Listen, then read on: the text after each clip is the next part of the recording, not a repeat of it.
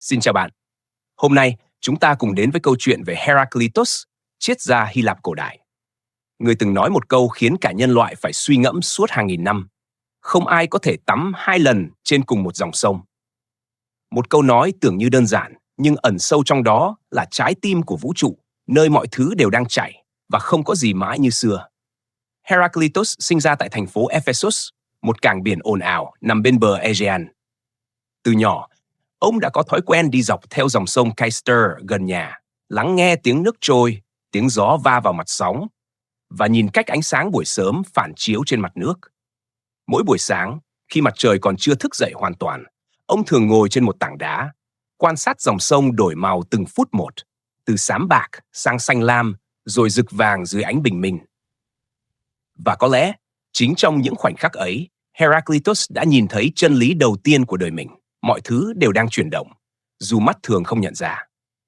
Ông nhận ra rằng dòng sông trước mắt không bao giờ giống hệt chính nó. Nước vừa chảy qua kia đã trôi đi mãi mãi, giọt nước khác đến thay và lại trôi đi.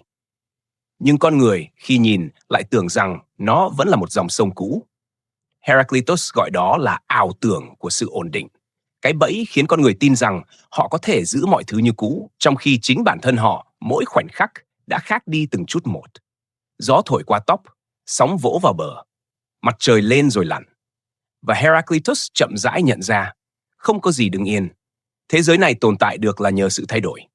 Người Hy Lạp khi ấy tin rằng có một trật tự vĩnh hằng, một thế giới được các vị thần dựng nên và không đổi. Nhưng Heraclitus, với đôi mắt của người quan sát, thấy một điều khác. Trật tự không phải là sự đứng yên, mà là sự vận động hài hòa giữa muôn thứ đối nghịch. Lửa bùng cháy rồi tàn, nước bốc hơi rồi mưa xuống. Ngày qua đêm, đêm hóa ngày. Tất cả đều xoay vòng, và chính vòng tròn đó là thần linh thật sự mà ông tôn thờ. Có người hỏi ông, nếu mọi thứ đều thay đổi, vậy điều gì là vĩnh hằng? Heraclitus chỉ vào dòng sông, mỉm cười. Chính sự thay đổi là thứ duy nhất không đổi.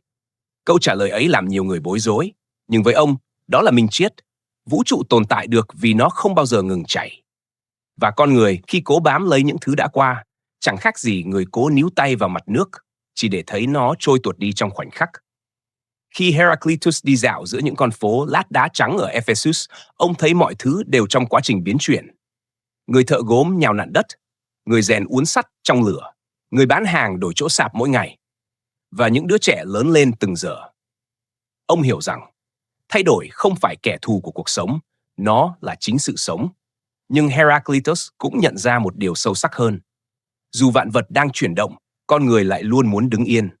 Họ sợ thay đổi, sợ mất đi những điều quen thuộc, và sợ nhìn lại mình trong gương để thấy một người khác đang dần xuất hiện trong chính khuôn mặt ấy. Vì thế, họ cố giữ mọi thứ, từ tài sản, danh vọng đến tình cảm, như thể nắm chặt là sẽ khiến nó ở lại.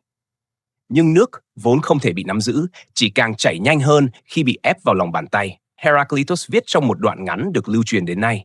Sự sống là ngọn lửa luôn đổi mới. Mỗi khi nó tắt ở chỗ này, nó bùng lên ở chỗ khác. Ông tin rằng, ngay cả linh hồn con người cũng là dòng chảy, luôn biến đổi, luôn lớn lên hoặc thu nhỏ lại, tùy vào cách ta sống mỗi ngày.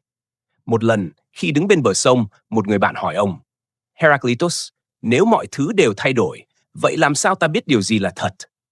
Ông nhặt một viên đá nhỏ, ném xuống dòng nước, quan sát những vòng tròn lan ra, rồi nói chậm rãi, cái thật không nằm trong hình dáng, mà nằm trong chuyển động. Nước thật khi nó trôi, ánh sáng thật khi nó tỏa, và con người thật khi họ không ngừng trở thành một ai đó mới. Người bạn im lặng. Còn Heraclitus, trong làn gió sớm, cảm thấy lòng mình sáng lên như mặt sông buổi bình minh.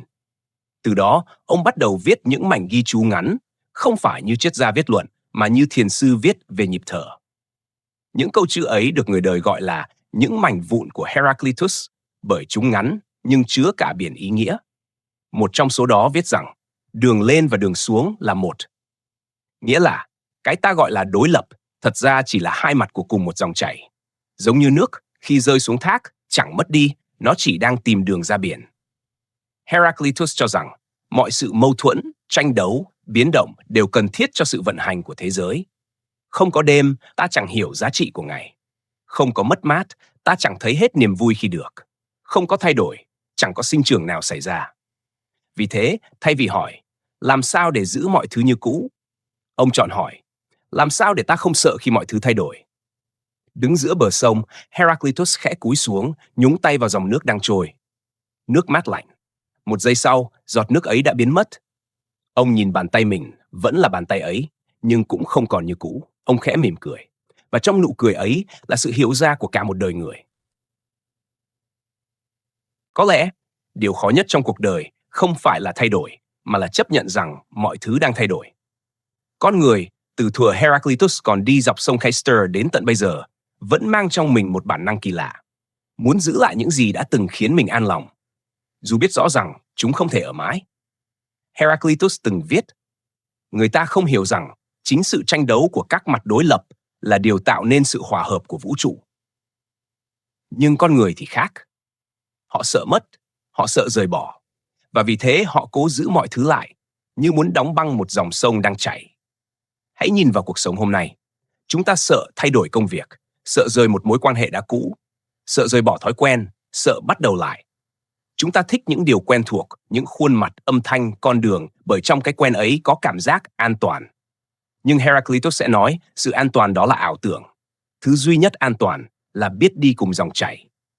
Một buổi chiều, Heraclitus từng quan sát mưa rơi trên mái ngói của Ephesus. Nước trôi xuống những khe hẹp, tạo thành dòng nhỏ, rồi tụ lại nơi góc phố. Ông mỉm cười, nói với một người bạn, nếu nước không chịu rời mái nhà, làm sao nó tìm được đường ra biển? Câu nói ấy nghe như chuyện mưa, nhưng thật ra là nói về lòng người. Chúng ta ai cũng muốn đến một nơi tốt đẹp hơn, nhưng lại không dám rời khỏi nơi mình đang đứng. Heraclitus tin rằng, mỗi khi ta sợ thay đổi, là vì ta quên rằng mình cũng là một phần của dòng nước. Không có gì đứng ngoài quy luật ấy, ngay cả chính linh hồn con người. Ông cho rằng, linh hồn có thể co lại hoặc mở rộng. Khi tâm ta co rút lại vì sợ hãi, nó trở nên nhỏ hẹp, khép kín như giọt nước tách khỏi dòng sông. Nhưng khi ta mở lòng ra với biến động, linh hồn trở nên bao la như đại dương. Ngày nay, ta không còn nhìn thấy sông Caster, nhưng lại đứng trước những dòng chảy khác, dòng thông tin, dòng công việc, dòng cuộc đời số. Mọi thứ thay đổi nhanh đến mức, ngay cả cảm xúc của con người cũng không kịp thích nghi. Có người nói, chúng ta đang sống trong kỷ nguyên của sự mệt mỏi, mệt vì phải thay đổi quá nhanh. Heraclitus, nếu sống giữa thời đại này, có lẽ sẽ chỉ khẽ cười. Không có gì mới cả. Thay đổi vốn đã ở trong bản chất của thế giới từ buổi ban đầu. Ông sẽ kể cho ta nghe một điều mà người xưa đã hiểu. Thay đổi không phải kẻ thù, mà là người thầy kiên nhẫn nhất của đời người. Nó dạy ta buông, dạy ta nhìn, dạy ta tái sinh. Chính vì vậy, ông tin rằng đường thẳng nhất không phải luôn là đường tốt nhất. Những gì tưởng như ngược chiều, đôi khi lại đưa ta đến gần hơn với bản chất thật.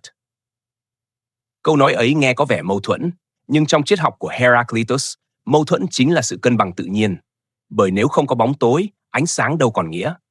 Nếu không có mất mát, sự có được đâu còn giá trị. Một lần khác, người ta hỏi Heraclitus, vì sao con người lại đau khổ khi mọi thứ thay đổi?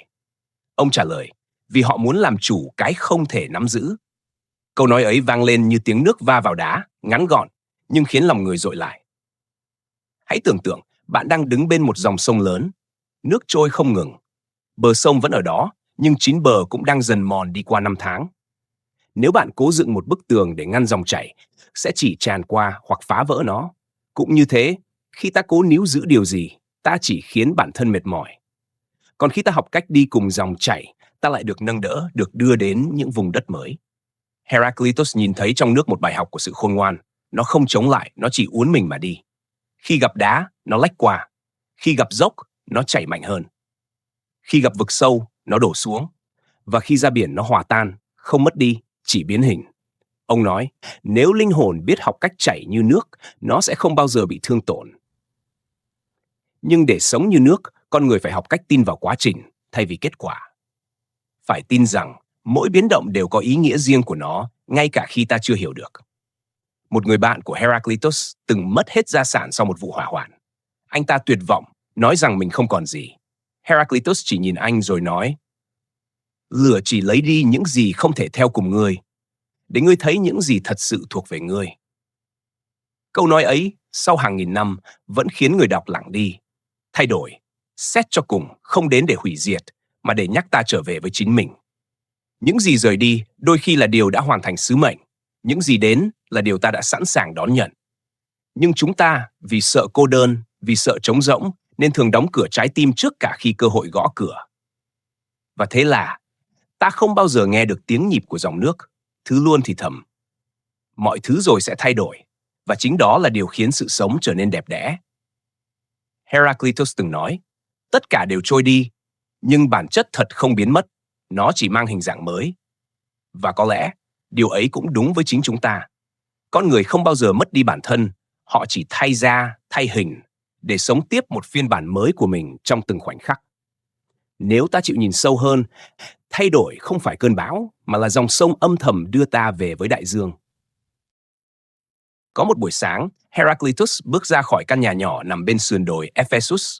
Cơn mưa đêm qua khiến đất còn ẩm và từng giọt sương vẫn bám trên cánh lá như những viên ngọc nhỏ. Ông dừng lại bên bờ sông. Dòng nước sau một đêm dài vẫn chảy, nhưng ánh sáng chiếu lên mặt sông đã khác, màu trời khác, tiếng gió cũng khác. Ngay cả hơi thở của chính ông cũng không còn là hơi thở cũ. Heraclitus mỉm cười, vì ông hiểu rằng mỗi buổi sáng là một khởi đầu hoàn toàn mới của vũ trụ. Ông ngồi xuống, viết vài dòng lên mảnh đất ẩm. Sự hài hòa sinh ra từ những điều đối lập. Câu nói ấy trở thành trung tâm của triết học Heraclitus, một triết học được dệt nên từ mâu thuẫn và dung hòa.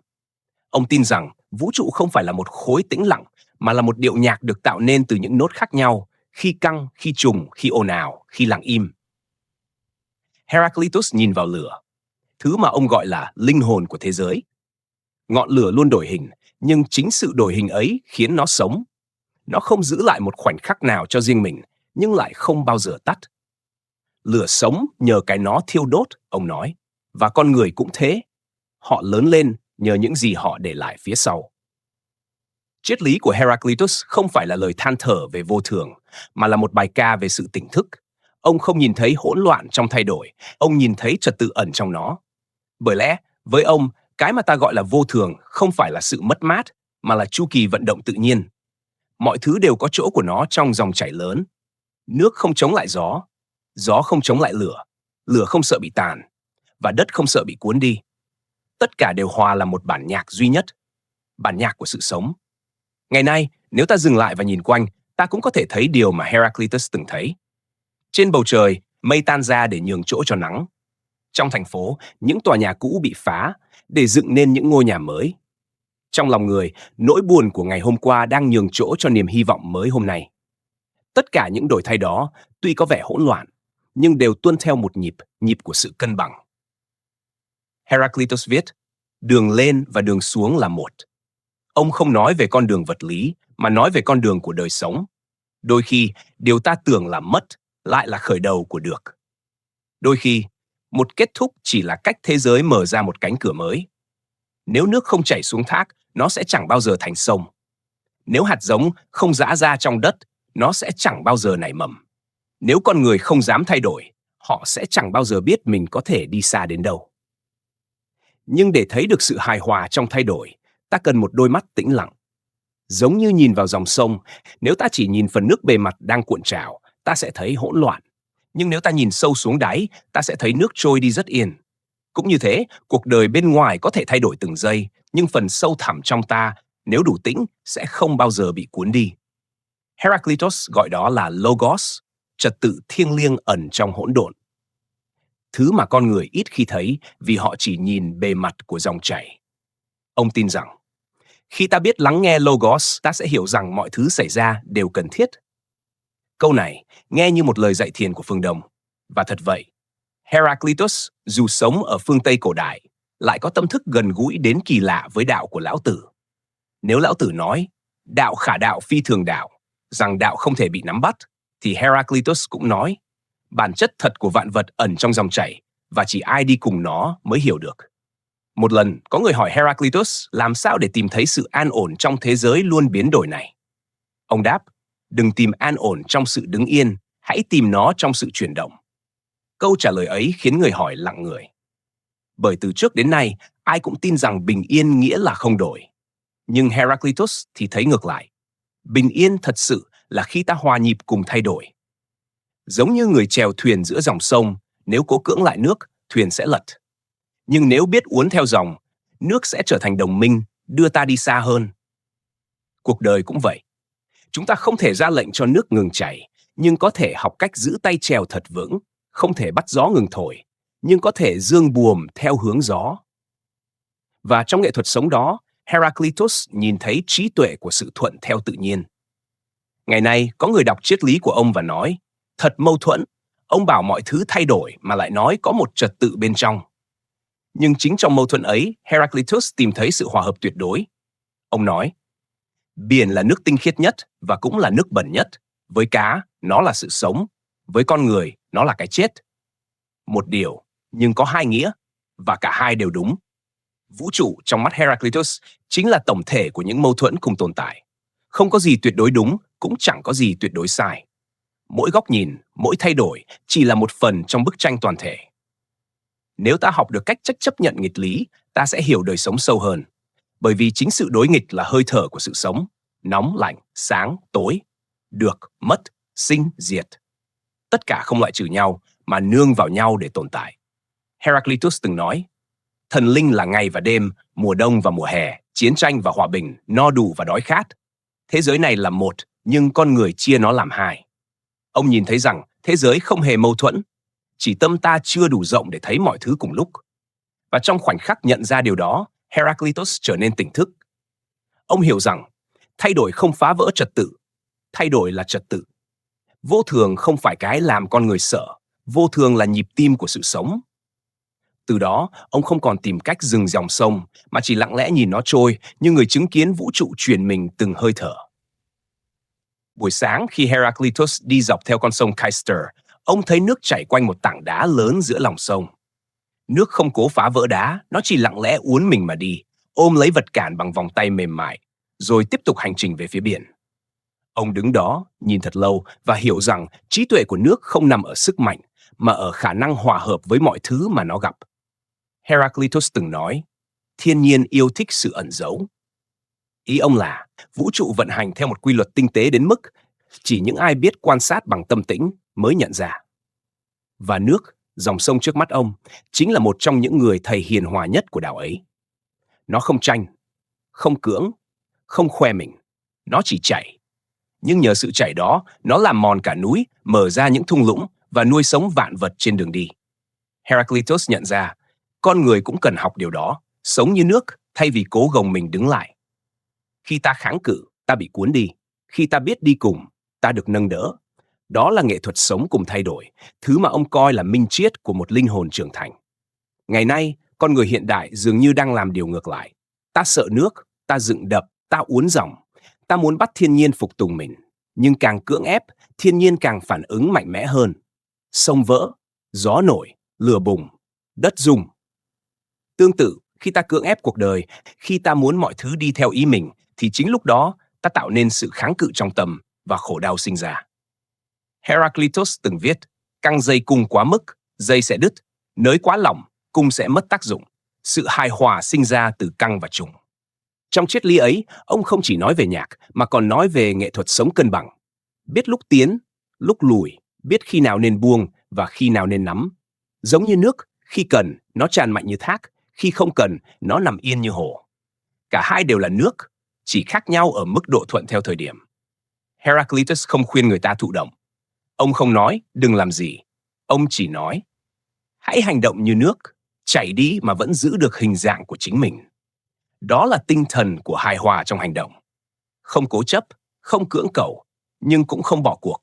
Bởi nước vẫn đi, chỉ là nó không bao giờ đi ngược bản chất của mình. Một ngày, có người hỏi Heraclitus, nếu ta cứ thuận theo dòng chảy, vậy có phải ta sẽ bị cuốn trôi không? Ông cúi xuống, nhặt một chiếc lá nhỏ, thả nó xuống sông. Chiếc lá trôi đi, xoay vài vòng, rồi mắc lại bên một mỏm đá, trước khi tiếp tục hành trình. Ông nói, chiếc lá không chọn nơi đến, nhưng nó không sợ nơi đến. Đó là tự do thật sự. Tự do, trong triết lý của Heraclitus, không phải là làm mọi thứ theo ý mình, mà là không bị ràng buộc bởi nỗi sợ thay đổi. Khi ta ngừng cố kiểm soát, ta bắt đầu sống trong sự nhịp nhàng của tự nhiên. Con người thường lầm tưởng tự do là muốn gì làm nấy. Nhưng tự do thật sự là không bị nội tâm trói buộc, không sợ mất, không sợ được, không sợ thay đổi. Bởi hiểu rằng mọi thứ đều chỉ là những dòng chảy tạm thời. Nếu ta biết quan sát, mỗi ngày đều là một bài học của nước. Sáng, nước bốc hơi thành mây. Chiều, mây hóa mưa rơi xuống. Đêm, mưa trở lại dòng sông. Và sáng mai, sông lại trôi ra biển. Một chu trình khép kín, nhưng trong đó không có giọt nào giống giọt nào. Con người cũng thế. Ngày qua ngày, ta tưởng mình là ta hôm qua, nhưng kỳ thực, mỗi sáng thức dậy, ta đã khác, chỉ là chưa kịp nhận ra. Nếu ta biết sống cùng nhịp đó, nhận, buông, chuyển, chảy, ta sẽ thấy mọi thứ trở nên nhẹ hơn rất nhiều. Heraclitus tin rằng người sống hài hòa với thay đổi là người đã hiểu bản chất thật của đạo. Với ông, đạo không nằm trong sách, không nằm trong lời thuyết giảng, mà nằm trong cách vạn vật vận hành. Người muốn hiểu vũ trụ, đừng hỏi lời của con người. Hãy nhìn cách nước chảy, cách lửa cháy, cách gió thổi và cách đất im lặng. Những câu chữ ấy nghe như một bản thiền ca giữa lòng Hy Lạp cổ đại. Nếu ta mang chiếc ly ấy vào đời hôm nay, ta sẽ thấy nó chưa từng cũ. Khi một mối quan hệ rời đi, hãy để nó đi như dòng nước về biển. Khi công việc đổi thay, hãy xem đó là dòng sông đang dẫn ta đến vùng đất mới. Khi tuổi trẻ qua đi, hãy nhớ rằng chính thời gian trôi là điều làm ta sâu sắc hơn. Không có gì đáng sợ trong thay đổi, chỉ có cái nhìn chưa kịp rộng mở của ta mà thôi. Heraclitus từng nói, không có mặt trời nào mọc hai lần giống nhau. Vì thế, mỗi buổi sáng đều là cơ hội để trở thành một con người mới. Thay vì cố giữ bình yên, hãy học cách trở nên bình yên trong chính sự chuyển động. Như người đi giữa cơn mưa, không tìm chỗ trú, mà học cách yêu những giọt mưa rơi trên da. Như người giữa cơn gió, không khép áo, mà giang tay đón nó, vì hiểu rằng gió chỉ đang làm mới bầu không khí quanh mình. Heraclitus hiểu rằng ai biết sống cùng dòng chảy, người đó không còn sợ mất. Bởi họ biết thay đổi không lấy đi gì cả, nó chỉ chuyển hóa. Giống như nước, khi rơi thành mưa, nó không biến mất, nó chỉ đổi hình, để một ngày khác lại hóa sông, hóa biển. Và có lẽ điều duy nhất ta cần học trong đời là nghệ thuật đi cùng nước, mềm mại, linh hoạt và tự do. Bởi dòng sông không bao giờ sợ biển, vì nó biết chính trong biển nó được trở về. Thời gian trôi qua, những trang viết của Heraclitus dần úa vàng, nhưng triết lý của ông như dòng nước vẫn chảy mãi qua từng thế kỷ. Người ta đã quên nơi ông sinh ra, nhưng chưa từng quên câu nói của ông: không ai có thể tắm hai lần trên cùng một dòng sông. Câu nói ấy, sau hàng ngàn năm, vẫn khiến thế giới hiện đại cúi đầu suy ngẫm. Ngày nay, con người đã bay ra ngoài không gian, đã chạm tay lên mặt trăng, đã xây dựng những thành phố rực sáng giữa đêm, nhưng dường như vẫn chưa biết làm thế nào để sống cùng sự thay đổi. Chúng ta đổi điện thoại, đổi công việc, đổi nơi ở.